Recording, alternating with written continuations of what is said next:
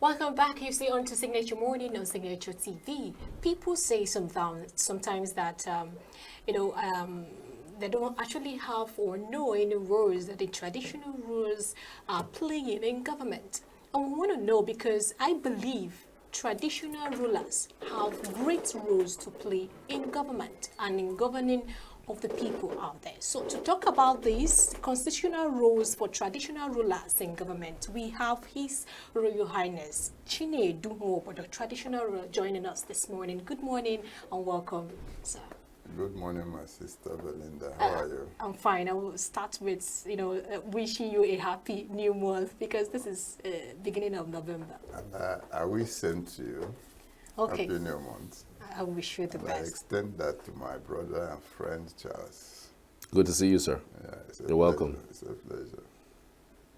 Okay, when we talk about constitutional rules, would you, can you bring it down to a layman understanding?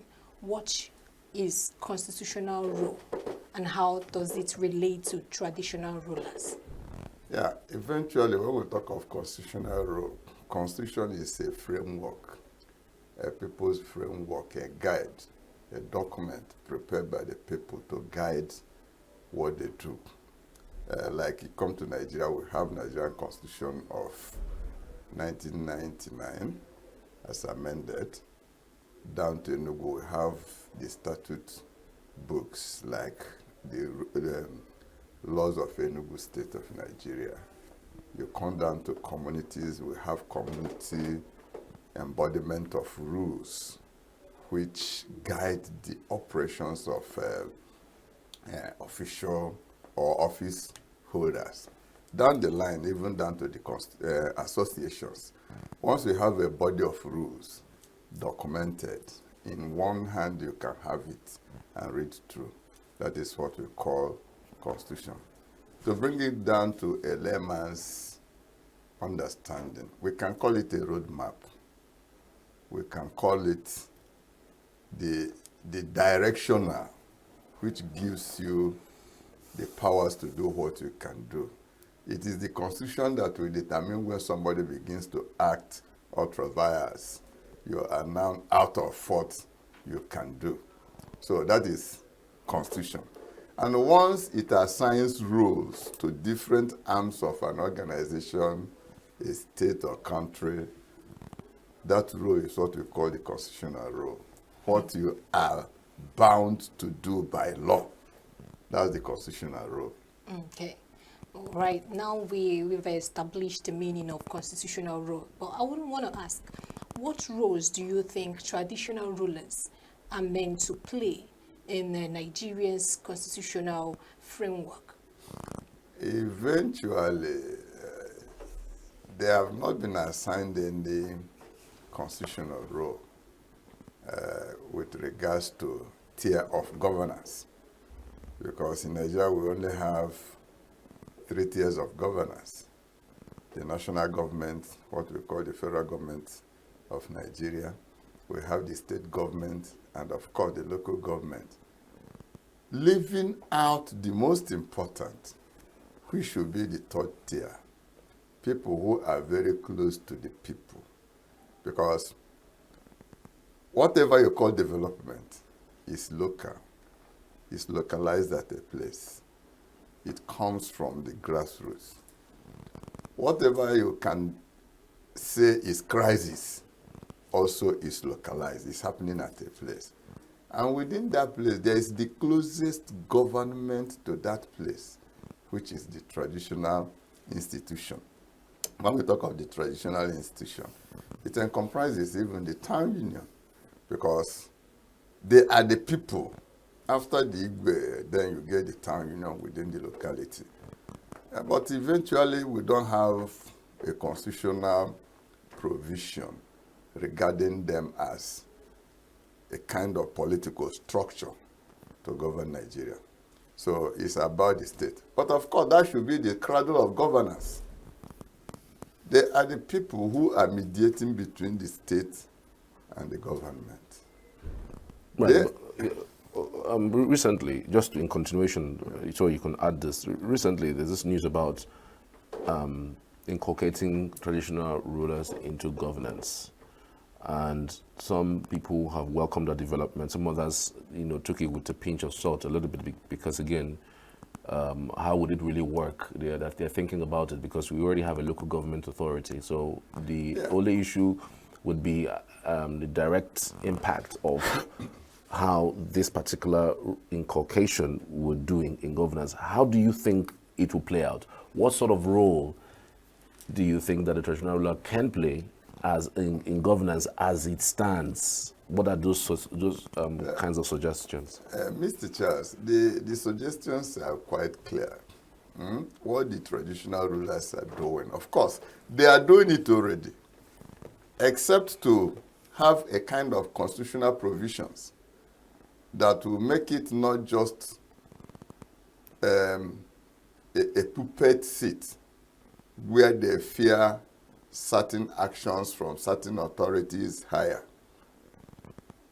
It also has to be provided for so that it could be properly funded. Otherwise, the rules are already there. But unfortunately, some state governments that lack understanding frighten or threaten the traditional rulers in such a way that you don't just do what you should do. Let me take, for example, yes, we have a local government authority, but how local is the local government? Okay. That's the question. In a particular local government, you might be having up to 6 or more, even over 10, 20 communities within that area, and to be superintended by a particular man called the local government chairman. How would he know what is happening in different localities? He should work in tandem. He should work in liaison, in complete liaison with the local authorities, which is the community leadership, before you know what is happening in every community. A traditional ruler, for example, commands the respect of his people, provided he is properly selected or appointed, right on the basis of the constitution or tradition of that particular community. He has a lot of influence on his people. Traditional rulers settle different parties and still reintegrate them. If you go to court, you might get judgment, without dispensing justice. You get the thing, the court has said, but have you reintegrated the people? These are part of the jobs out of influence the traditional ruler exerts on the people. Then the traditional ruler knows the nook and cranny of every community more than the local government chairman would do. The traditional ruler, working with the cabinet chiefs, knows almost everybody by name, knows almost everybody to his house, knows relatively how majority of the people behave. And there are certain traditions government on top might not connect to. And once they don't connect to it, the people have not accepted that project as their own. Let me tell you, until the people begin to buy into government policies, begin to see it as their own, no longer government projects, government this and that, but our project. That project will serve with minimal difficulty. But once you inculcate their traditional ruler, they will see it as their own. Our own is part of it down the line. As I was trying to come to this place, I was driving and somebody was so disturbed coming to my house and worried about quarrel with somebody. I just told the person, don't go back to this place. Stay here. I'm coming back before 12 noon.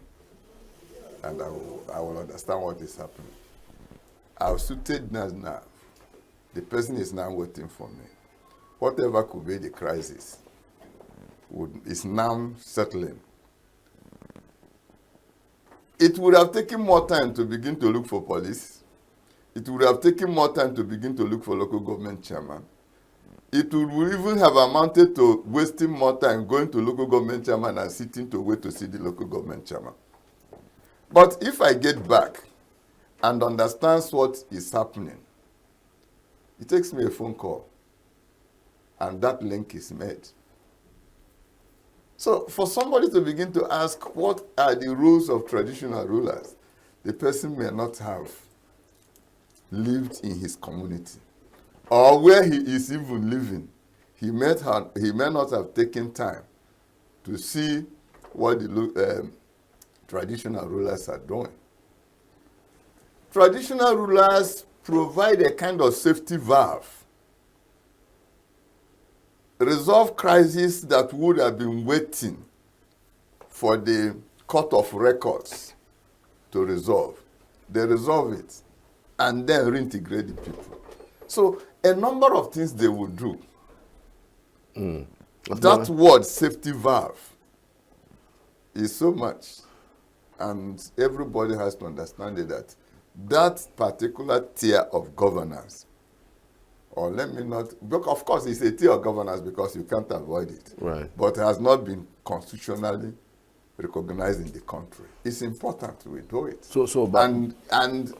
There will be element of funding, not just the stipend the government give the traditional rulers to provide kola nut and entertainment, which in many instances it doesn't go anywhere. If you don't have any way of sustaining the kind of visit you entertain every day, then there is a problem. Right.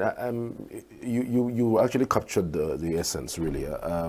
But I'm just wondering, local government is the third tier of government that is supposed to directly speak to issues in the local government. I'm wondering, do you think that the powers of local government should be split? Or would it be like the fourth? No. The powers of local government shouldn't be split anything. Mr. Charles, let me tell you this. You are talking to somebody who has even experienced. My father used to be the chairman of community council, which metamorphosed into the Igweship. And I know very well that the local government people were not coming to our community to collect rates. They were not coming to our communities to collect taxes. They would just write the receipts arising from the population, knowing the number of adults within the community. And in those days, they would bring it to my father. My father knows every one of those names written. And he was collecting government revenue and remitting it to them.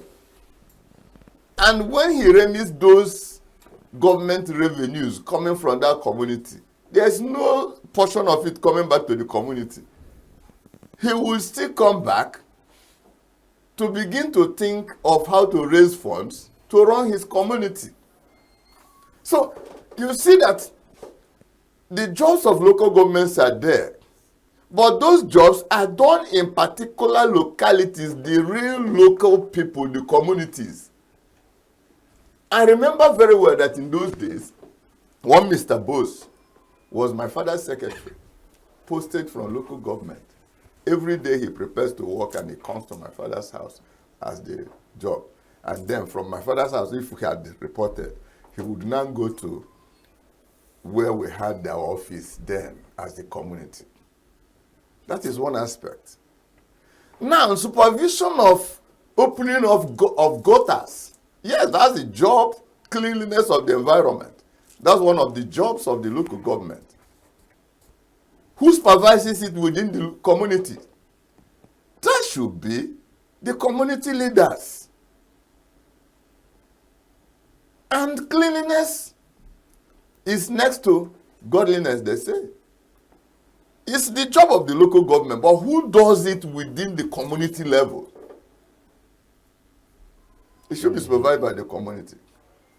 Then we look at preservation of our national identity, the cultures we have. Will the government, local government, come down from the local government seat to come and do it within the communities. I have told you, whatever you do in governance is local. Okay, let me take, for example, the tremendous job our own governor in Enugu State is doing on roads, opening up the communities after flagging off. Don't you think that the traditional ruler of all these communities the road is going to pass through, that they have rules and supervising and making sure that that job is done to specification? So nobody is taking anybody's job. But those jobs of the local government should be cascaded down to the traditional ruler, who makes sure that every government presence in that particular community is done to specification. Okay, as it is now and as it stands now. I'm coming. Okay. When we say it's done to specification, it then means that the job specification of whatever you are doing, if you give that traditional ruler the constitutional role of supervision, don't you think it is going to be wonderful? That's the way I'm looking at it. That is what is even happening. When they come to commission, they will tell you, this job is your job. You have to look at how it is done. But they have not given you the job specification. Then how do you know? Right. Okay. It's quite interesting the way you put it. But again, there's still a framework that must be worked out in order to make sure that this comes to fruition. But what do you see as a challenge inculcating traditional rulership into the Constitution of Nigeria? Well, I don't see any challenge inculcating it except the fear of the unknown. Like you said, some people are beginning to think it's going to amount to taking people's job from them. That's not true. That person is coming to complement your job. We should begin to understand that whatever government project we do or whatever government policy we are going to implement is taken to the people. And somebody is closer to the people. Somebody has more influence on the people than you. Let me tell you, let me give you an example coming from the angle of my background. I used to be a labor leader. And I kept telling the management of my hospital and government of Nigeria, once we have crisis, the informal leader, as far as government is concerned, becomes very important. And who is that informal leader? The labor leader. The workers listen to him more. Why don't you identify the role of that informal leader, listen to him, and create a stop for that crisis? So if we take it down to where we are now, the traditional ruler, once properly selected, appointed, chosen by people according to the custom and tradition of the people or the constitution of that community, he has the respect of his people. He commands the loyalty of the people. He commands a lot of influence on the people. They know him more than the governor. Why would the governor not walk through him so that that job is down to earth? Nobody takes anybody's job. Okay. What people see as constraint is a figment of the imagination of the people on seat. Okay. Thinking that if we do this, our job will be taken to us from us. No, you are employing somebody who is trying to come in to complement, make that your job more effective. Otherwise, there should be no other person after Mr. President. That is it. We're out of time, but just in 2 minutes or so, let's just give you this final take. In terms of constitutional additions to whatever it is that has been said, how do you think the traditional rulers, traditional rulers can stay neutral when it comes to politics? Because again, once you are in that space, you know that you're almost always controlled by the government in power.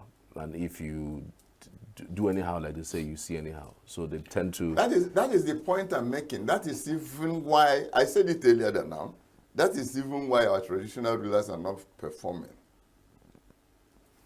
They are not confident of what comes next if they act otherwise. We're already neutral. And even constitutional provision should make it neutral. But it should also make a provision that the removal or derecognition should not be just at the thinking of Mr. Governor or Mr. Local Government Chairman or Commissioner of the Chieftaincy Affairs.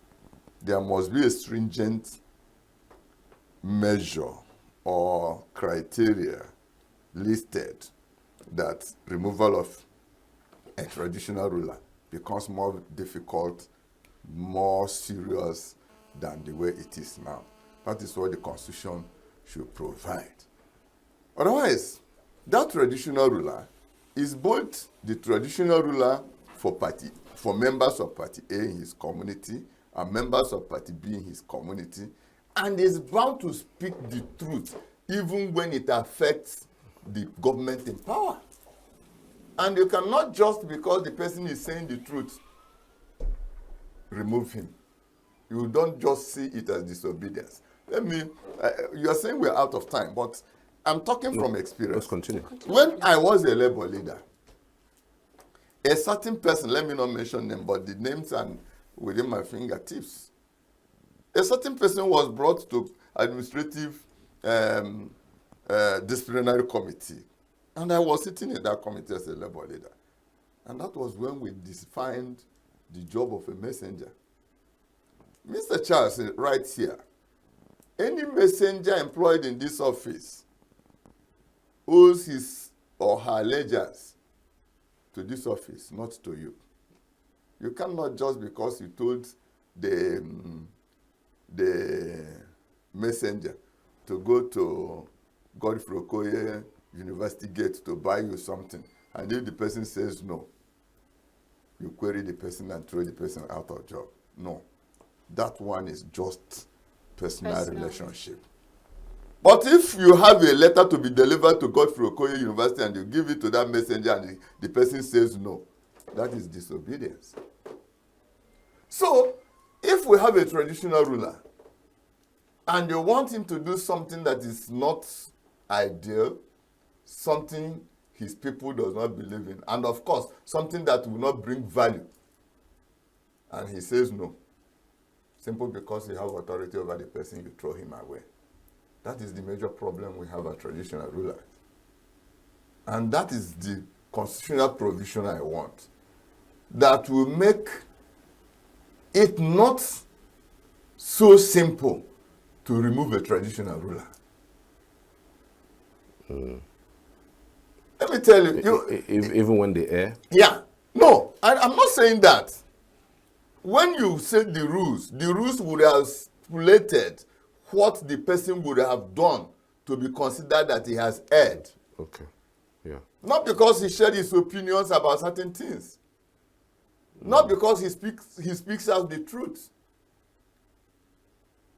In the public service rule, certain things are categorized as serious misconduct. Others are categorized as misconduct. Those things should be stipulated. For example, if you're a Labour leader in public service, nobody holds whatever action you take against you as a person. Yes. It doesn't form your actions you take for people. It does not count on you as a person. Simple because otherwise nobody would do that job. That is the point I'm making.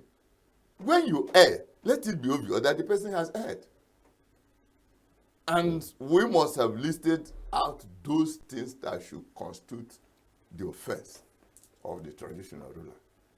Just like if you want to, you don't just get up tomorrow to say the governor does not lobby the House of Assembly or Mr. President has not lobbied well the national members of the National Assembly because he hasn't lobbied well, depending on your definition, he should be impeached. No. There are constitutional provisions of what Mr. President or Mr. Governor would have done to constitute impeachable offense. That is it. So there must be laid down rules and regulations. Yes, there has to be foundation. That is it. That's the constitutional provision I want.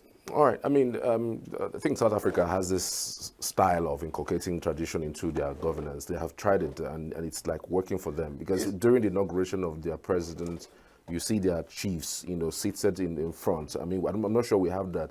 When we have inauguration of our governors and our president, we always have all the executives from left to right. You won't even have the chief. The chiefs are seated somewhere else. No, so, in Nigeria today, the traditional rulers sit at their beck and call. Just can you cast your mind back to Kano? Let me leave Enugu State and ask you to cast your mind back to Kano. Why was Sanusi removed? Why is he back? Beck and call of the governor. It shouldn't be like that. Absolutely. It shouldn't. If it was constitutional, I mean, he wouldn't have been been removed. If it was like constitutional, he wouldn't even have been removed there beneath you. Absolutely. That is it. Well, do you also welcome tenure? Tenures for traditional rulers? Or is it going to be forever? As soon as you're appointed, you stay there for as long as possible? Well, for me, eventually in my life, I have never been personal about what makes a society better. Tenure is already there, but we are now coming to say the tenure is until he dies. We can change the tenure. Okay. You're welcome to that? You're welcome in I'm not averse to that, provided it's going to provide value. It's going to add value. If it's not going to add value, then there's a problem. Okay. You get the thing. For example, if you come into a community. Just in 1 minute, please. Okay, if you come into a community where their tradition is hereditary, and you say tenure, are you not creating problem? Where is the other person going? So it will differ from community to community? Yes, it will create problem, but it has to be uniform. It should be uniform, and that is where you get value. Okay.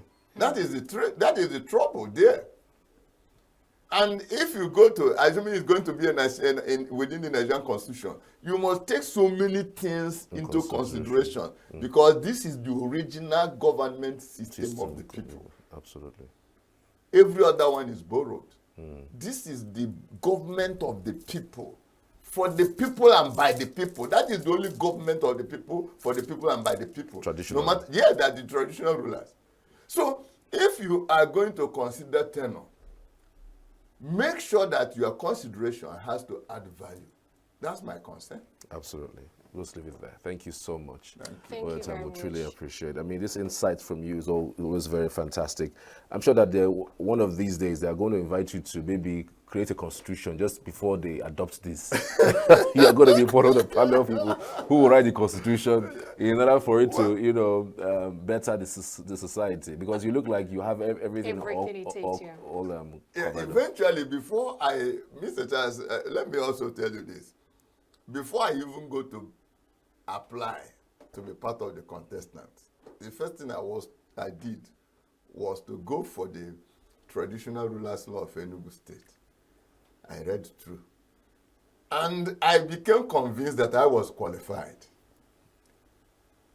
Of course, I shouldn't even have applied if I didn't see myself qualified. Then the second thing I did was to ask myself, are there loopholes within my community I think I'm coming to plug? If I knew I was not coming to add value, Mr. Chad, you were made, I shouldn't even have applied. All right, thank you. That's what I appeal to everybody to think about. My strategy may not suit everybody. Yes, of course, it is not going to suit everybody.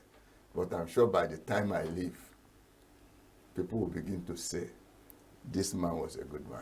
Okay, thank you very much. I think that's all we can take on this discussion. Permit me to also call you His Royal Highness Chinedu Nwobodo, traditional ruler, talking about the constitutional rules for traditional rulers in government. All right, we'll be moving ahead for another discussion. You don't go anywhere.